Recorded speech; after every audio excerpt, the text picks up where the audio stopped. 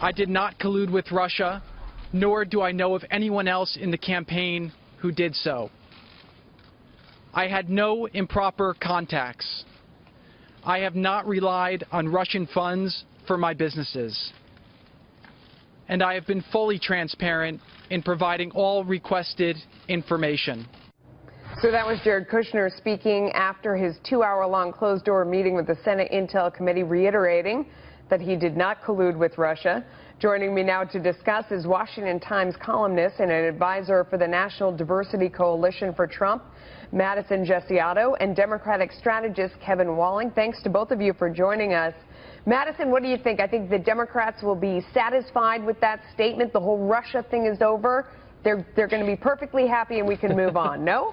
Right. We can only wish and dream. But at this point, I mean, it's so disappointing, and it's become, I think, honestly, obnoxious.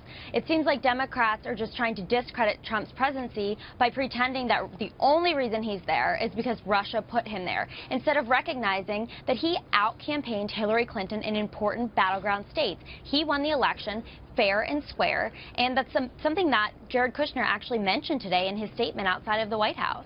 Kevin, what's amazing to me is the only evidence of colluding with Russia that I've seen was when the Russians gave the Clintons $500,000 for a speech by Bill. Half of that is rightfully Hillary Clinton's. She got $250,000, and Putin called them directly to say thank you afterwards. I mean, that's the pay part of the pay for play. It's amazing to me that we're then talking about what may have happened with the Trumps that doesn't even come close to that. Sure, Melissa. I think we need to get to the bottom of this. I think today was the first step with Jared Kushner talking to Senate Intel Committee staff. He goes before the House Intelligence Committee tomorrow. His statement was pretty lawyerly in terms of putting some of the details out there. But again, we need to have the process play out.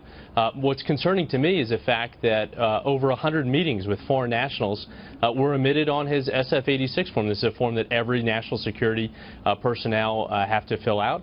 And again, it seems like every single day he's updating with a new meeting, with a new call, and that's seriously concerning, not just to me, but to the majority of Americans out there. So, Madison, the actual details of what Kevin was talking about there is the idea that he turned in his form, or his assistant did, before they filled out any of the foreign meetings at all. They hadn't done that portion of the form at all. So he left off every single meeting with every single foreign individual from 22 different countries. And somehow that's being construed as he's adding a new person every day, and he's trying to cover up every single meeting he had with everybody from 22 countries? I don't know. I'm having a tough time getting there. I think the important differentiation here that's been left off so often by so many people in the media is that meeting someone and having a meeting with someone are two very different things. As I walked down the hallway to sit down here today, I met quite a few people, but I did not have meetings with them. And so I think it's very easy when you're someone like Jared Kushner on the campaign trail with someone like Donald J. Trump to meet lots of people and let things like that slip your mind because you're not actually having a meeting with them. You're at an event with many other people. Sometimes you don't even remember who these people are that you meet because it's so brief. Kevin, what about taking a meeting versus cashing a check for $500,000 and then taking a phone call from President Putin?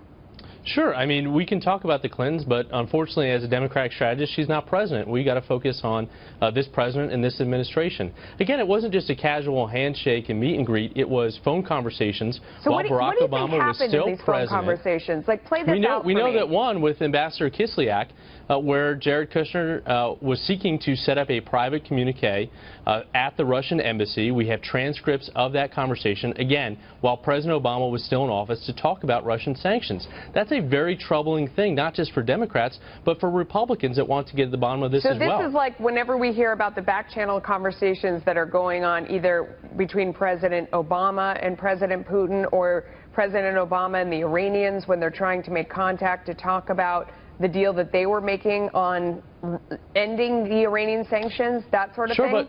But Melissa, the key thing, as you said, is President Obama. President Obama was president at that time, in office, having those conversations as the head of our state. So this was after he was elected. 2 months before the inauguration, Jared Kushner is having these conversations that trouble national security officials, which is one of the reasons why that information was put out there, because of those serious concerns of the nature of these conversations with the Russian ambassador. Again, we just need to get to the bottom of this and let this process play out. I think what the American people are thinking is there is no bottom. There's just going to be dig, dig, dig, dig, dig, dig, dig, And there was a bottom to Watergate, and we let that process play out over it's 2 years. Exactly and we need like to Watergate. investigate this. This is almost exactly the same thing. Let's leave on that note. Thanks, guys. Appreciate your time.